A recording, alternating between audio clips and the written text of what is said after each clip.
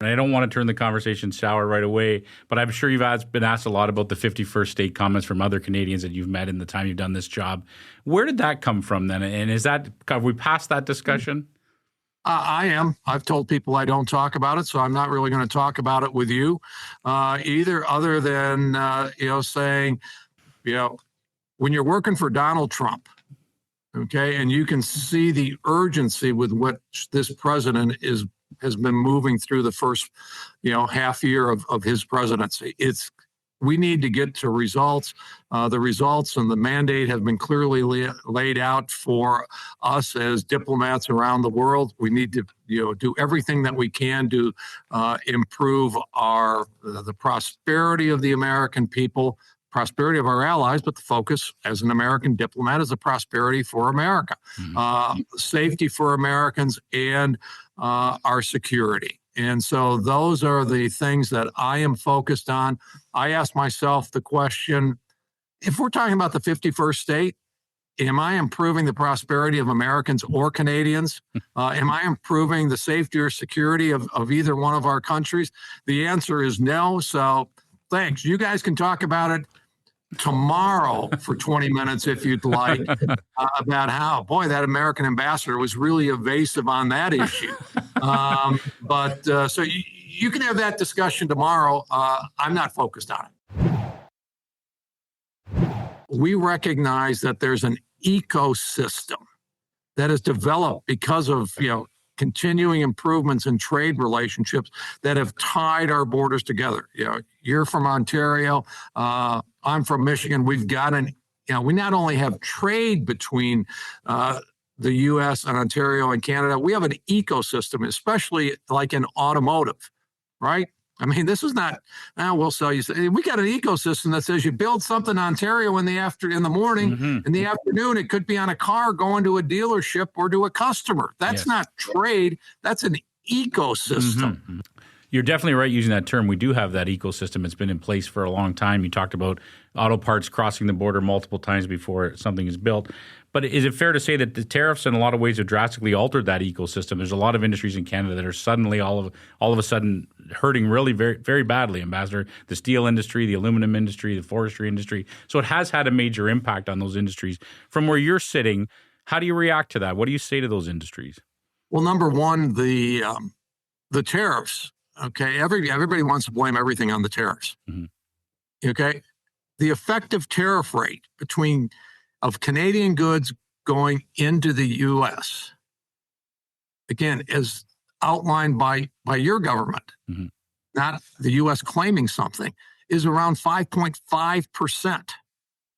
Okay, that's not a huge number. We had to do the stuff on steel, aluminum, copper, and some of these types of things because the president wants our country to be secure. And we need the capability to produce those kinds of products in the United States. There have been opportunities to negotiate that and move that forward the Canadian government right now is talking about, maybe we can get smaller sector agreements on those things. But again, for those 4 or 5 items that fall under what we call Section 232 in American law, those tariffs have been put in place on every country in the world because we think we made some not so bright decisions in terms of how we would develop and make sure that we maintain those industries. Ambassador, Canadians are traveling a lot less to the United States. Does that concern you? Sure. I mean, what they do is they just don't get to see a wonderful part of the world. I enjoyed, Diana and I have enjoyed traveling through Canada. And like I said, I sometimes have a little bit of a hard time understanding this, okay? You have the best trade relationship of anybody in the world, the best trade tariff rate of anybody in the world. And we're, in the coming days, we're going to see that the process is going to evolve to, reviewing USMCA? Okay. Does banning American alcohol, does that help? Does saying, we're not going to America, does that help? Those are decisions for Canadians on an individual basis, to make. Okay. We're doing everything we can to strengthen this relationship, to grow this relationship. If you have an ecosystem, and we know how long it took to develop this ecosystem. But if Canada decides that, from an economic and manufacturing standpoint, that ecosystem is no longer valuable to Canada and to the economy of Canada, that's okay. I think it would be hard to recreate that ecosystem, and there would be significant hardship as you transfer from that to try to create a new one. But again, that's a decision that is made by a sovereign state. I think the concern we hear from Canadians is all the sudden uncertainty of it all. So we have this deal in place, but then we're hearing this one day there'll be a 50% tariff added to this industry, a 25% tariff added to that industry. How do we move forward from that, Ambassador? How do we make a deal that brings back some certainty to Canadians and the Canadian industries that employ them? Well, how do you bring back a deal that brings back certainty to America? Mm-hmm. Okay. I've got a lot of American companies that have contacted me and say, hey, Pete, we've been trying to sell into a certain province. Okay. But they've not only put in buy, Canadian, which is fine. We have buy American provisions. I voted for those when I was in Congress. Mm-hmm. Okay. But, their criteria is buy provincial, buy Canadian, buy international. And if and if you still haven't found a source, maybe you don't need to buy. And as a last resort, buy American. Mm-hmm. If you really, really, really, really need it, but you can't find it anywhere else, it's okay to buy America.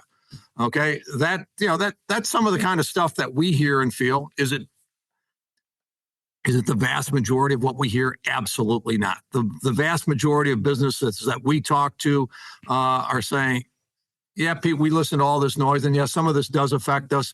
But, we're still doing a lot of business with America, and you're doing a lot of business with us, and it's been a great relationship, and we want it to continue. Take care of the noise, settle this, and let's move forward. It is an awesome relationship, and I want to be an advocate not only for America, but I want to be an advocate for Canada to America. We're looking for folks in Canada right now that can and I think should be. They should be advocates for Canada because you're Canadians. But at the same time, it would be nice to see more folks who are actually advocates for America. Okay? Donald Trump has given you the best deal of any country in the world. We have the framework and the opportunity to not only take a great relationship and make it much better. Okay. But again, I think that's true. That's what we would like to see. Whether that's what Canada wants or not, that's for your political leaders to decide. Being anti-American, I might as well get in trouble, right? We want to create a little bit of news today, okay? Otherwise, it'll be why should we watch these guys? They never make any news, I'm a politician. I spent 18 years, trying to get enough votes every 2 years to get reelected to Congress. Why I did that? I don't know. People sometimes will question my sanity, but I did that for 18 years, and I recognize that a lot of people in Canada, way too many, have made being anti-American good politics, being anti-Donald Trump being good politics. The only thing that I would lay out there for people to consider, when I ran for office, we always said good politics is good policy. Or good policy, excuse me, I got that backwards. Good policy is good politics. All right? Maybe that's something that we should all focus on. Let's do good policy so that that ends up being good politics, because that will bring prosperity, security, and safety to our countries. And we will have more of that if we do it together rather than doing it separately. Can I just follow up on that, Ambassador, real quickly? I think, Yeah. do you and the Trump administration understand that I think some of that anti-Americanism or frustration with America is because of the tariffs that have come in place in the last few months? All the uncertainty they brought, the job losses they've triggered, things like that. That's what's triggering the Buy a Canadian movement, for example. Right.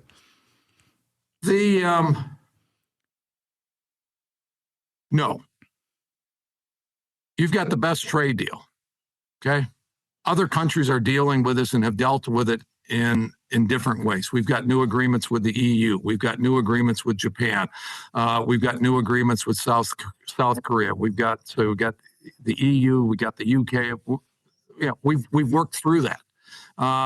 You continue to still have a better tariff deal than any of these countries in the world today. Is there uncertainty? Yes, but it would have been negligent on the part of American leadership to not address the problems that we faced. We had a long-term issue in terms of ensuring prosperity for the American people, a long-term issue with security and safety. And if the Canadians want to be mad about us addressing the internal issues that we had, they can do that. But in the long run, North America, the West, and all of that will be in a stronger position if we have a strong America, rather than if we had an America that was collapsing and having a debt crisis or unable to deal with the military threats out there because we just couldn't produce the things that we needed to produce. We saw this, I witnessed this when I was in the Netherlands. Okay. NATO was totally unprepared to deal with Russia. And what happened? Donald Trump raised the alarm on that for 4 years. And NATO laughed at Donald Trump, and NATO laughed at the United States of America. And as soon as Donald Trump was out of office, Russia invaded Ukraine. That is what weakness in America and that is what weakness in the West will get you. We are fighting for a strong America. We are rebuilding America to be respected and strong. And I believe the West, and particularly Canada, because we share a 5,000-mile border, we have these ecosystems in place. Those ecosystems can grow and benefit Americans and Canadians. We've created lots of wealth on both sides of the border because of this relationship. Give us a break, not because we're trying to do the things that we need to do to strengthen America.